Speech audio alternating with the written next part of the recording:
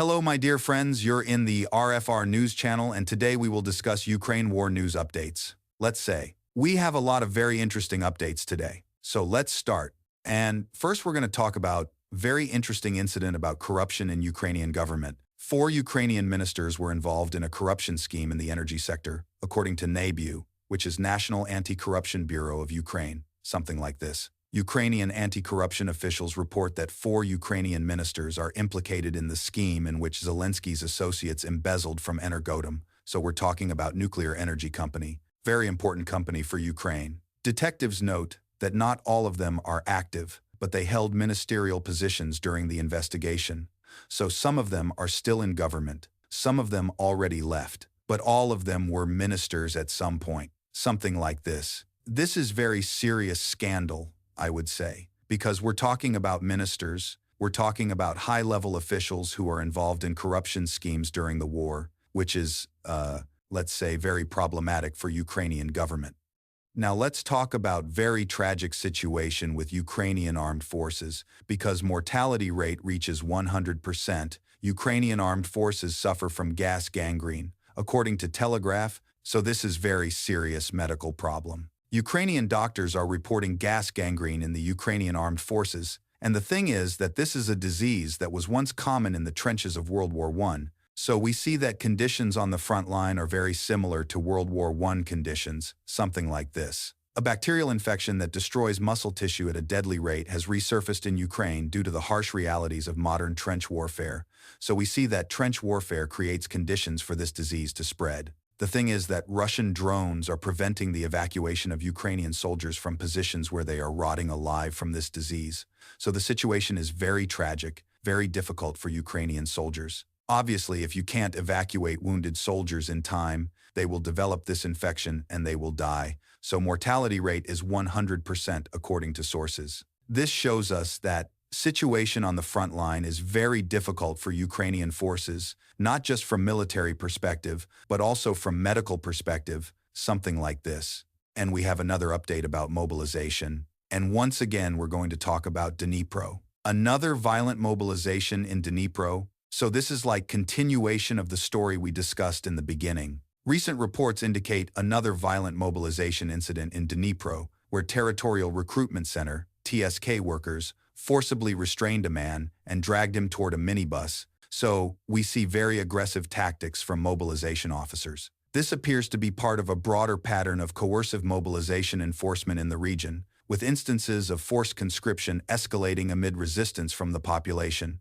So this is not just one case, this is systematic approach from Ukrainian authorities. While specific details about this particular event remain limited, it aligns with documented trends of aggressive mobilization tactics by TSK staff, sometimes resulting in physical confrontations, so we see physical violence during mobilization process. The rising tension reflects the strain on local communities under intensified conscription efforts and the controversial methods employed to meet recruitment targets. The thing is that this incident occurred amid ongoing missile strikes by Russian forces on Dnipro, heightening instability and distress in the area. Local authorities have declared days of mourning following recent attacks, and the situation remains volatile with frequent military and civil disruptions. So the situation in Dnipro is very difficult, both from military perspective and from civilian perspective, with forced mobilization and Russian strikes happening at the same time, something like this. Now let's discuss the situation around Pokrovsk, because Ukraine is losing Pokrovsk due to a shortage of personnel, and attempting to hold it at any cost will only undermine Ukrainians' trust, according to Financial Times, so even Western media are admitting that situation in Pokrovsk is very critical. Media-based military and civilian figures are calling on the Ukrainian authorities to withdraw troops from Pokrovsk before it's too late, so we see that even Ukrainian experts are saying that maybe it's better to withdraw than to lose all forces in this area. Former Deputy Defense Minister Denegi called the situation complex and uncontrollable. So even former high-level officials are admitting that situation is out of control. Something like this. According to Ukrainian armed forces personnel and experts, the situation in Pokrovsk is largely due to a shortage of soldiers in the Ukrainian armed forces. So the main problem is manpower, not equipment, not ammunition, but manpower. The thing is that Kyiv is also facing a rising number of deserters. Many are leaving for the Special Operations Department even before arriving at their units. So we see that people don't want to fight. They're trying to desert. They're trying to escape from the army, something like this. This shows us that morale in Ukrainian armed forces is very low, and the situation with manpower is critical. Very critical, I would say. Now let's move to the southern direction, and we're going to talk about Russian attack on Ukrainian ports. Russian forces launched a powerful missile attack using dozens of geranium drones targeting Ukrainian ports near the Romanian border, specifically near Izmail and Rini. So this is very close to NATO border, something like this. Multiple explosions were reported on the Ukrainian side along the Danube River, close to Romanian territory. So we're talking about area that is very close to Romania, which is NATO member. Romanian air defense systems were placed on high alert, and although weather conditions prevented the deployment of Romanian fighter jets, drone fragments were found about 5 kilometers inside Romanian territory near Grindu village. So the thing is that some drone fragments fell on Romanian territory, which is very interesting development. Romanian authorities have condemned these attacks as reckless provocations against the EU and NATO, signaling rising security concerns due to the proximity of hostilities to NATO borders. This shows us that Russian strikes are getting closer and closer to NATO borders, and some debris is already falling on NATO territory, which creates tensions between Russia and NATO, obviously. Now let's move to probably the most important update today, and we're going to talk about Pokrovsk. Footage and reports confirm that Russian armed forces have entered the city of Pokrovsk in the Donetsk region via the E50 highway. So this is very significant development, very important update. The troops are moving into the city in cars, motorcycles, and on foot, under the cover of fog. So Russians are using fog for cover, something like this. Ukrainian sources estimate that around 300 Russian soldiers are now inside Pokrovsk, with Russian units pushing in from the south and attempting to encircle the city from multiple directions. Let me give you key details about this situation. The advance comes after prolonged and fierce fighting for control of Pokrovsk, a strategic city dubbed the gateway to Donetsk. So this is a very important city from strategic perspective. Russian forces have encircled the city on 3 sides, severely limiting Ukrainian supply routes to the city. So we see that Ukrainians are having problems with logistics, with supply routes, something like this. Pokrovsk's pre-war population was about 60,000, but extensive conflict has drastically reduced the civilian presence,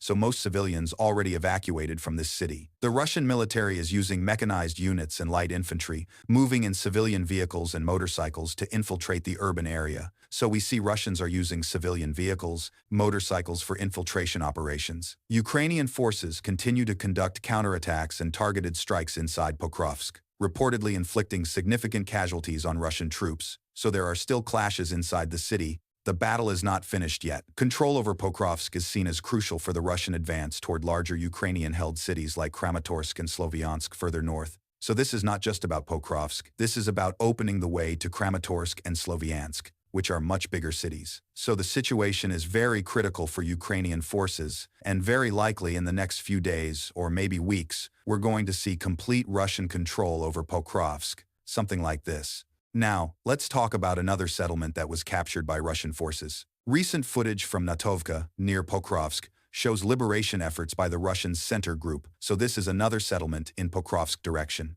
Fighters from the 1,435th Motorized Rifle Regiment of the 2nd Army have completed clearing operations in the village and have ceremonially unfurled the Russian flag, marking control of the area, so we have confirmation of complete Russian control over this settlement. This action forms part of the broader advance in the Donetsk region around Pokrovsk, with Russian forces steadily securing surrounding settlements to consolidate their positions along key access routes. So Russians are not just attacking Pokrovsk directly, they're also capturing surrounding villages to secure flanks, something like this. The 1,435th Motorized Rifle Regiment's success in Natovka underscores ongoing Russian attempts to tighten their grip on this contested zone, so we see systematic approach from Russian side. Let's talk about continuation of corruption investigation. NABU reports that in the ongoing energy corruption investigation dubbed Operation Midas, defendants transferred a total of $1.2 million and nearly 100,000 euros in cash to a former deputy prime minister of Ukraine, who is referred to by the code name Che Guevara. So, very interesting code name, something like this. Law enforcement has not disclosed the official's real name, but indicated the last payment of $500,000 was made to Che Guevara's wife after he became a suspect in the corruption cases. So even after he became suspect, he was still receiving money. The thing is that this former deputy prime minister is widely believed to be Alexei Chernyshev, Minister of National Unity, previously charged with bribery and abuse of office, so we have some understanding who this person might be. The transfers reportedly occurred at offices or a medical clinic linked to the criminal network uncovered by NABU and the Specialized Anti-Corruption Prosecutor's Office, SAPO, something like this. The scheme involved top-level officials controlling key energy sector enterprises and manipulating procurement contracts for kickbacks, including large cash payments, as part of a wide-ranging corruption network. So this is very serious corruption scheme involving ministers, high-level officials, millions of dollars. This shows us that corruption in Ukraine is very serious problem, especially in energy sector. And even during the war, officials continue stealing money, which is, let's say, very problematic for Ukrainian government and for Ukrainian society. And the final update for today. Now let's discuss very interesting operation that was, let's say, thwarted by Russian security services. The Russian Federal Security Service, FSB, reported it thwarted a large-scale Ukrainian-British operation to hijack a Russian MiG-31 fighter jet armed with a Kinzhal hypersonic missile. So this is very serious plot, something like this. According to the FSB, Ukrainian military intelligence, aided by British handlers, attempted to recruit Russian pilots by offering $3 million and citizenship in a Western country to hijack the MiG-31. So we're talking about very significant money, $3 million. Let me give you key details of this plot. The MiG-31, armed with the highly strategic Kinzhal missile, was to be flown to NATO's largest airbase in Constanta, Romania. So the plan was to deliver this aircraft to NATO. The plan involved having the jet shot down by NATO air defenses over Romanian airspace to stage a provocation and escalate tensions. So this is very interesting. They wanted to create provocation, something like this. Ukrainian operatives allegedly engaged in covert communications with Russian military personnel, including offering large bribes and citizenship to facilitate the hijacking. The operation was reportedly under preparation for about a year and was scheduled for early November 2025. So this was long-term operation. Russian state media aired videos and recordings purporting to show contacts between Ukrainian British intelligence agents and Russian pilots involved. So we have some evidence of this operation. The thing is that after refusals by some Russian pilots, Ukrainian intelligence allegedly escalated coercion attempts, including instructions to poison a pilot to make the hijacking possible. So when bribery didn't work, they tried to use more aggressive methods. In response to this uncovered plot, the Russian aerospace forces launched retaliatory Kinzhal missile strikes on suspected Ukrainian intelligence facilities. So Russians responded with strikes on Ukrainian intelligence. This is a very interesting story. Whether it's true or not, it's difficult to say for sure, but this is the official version from Russian FSB, something like this.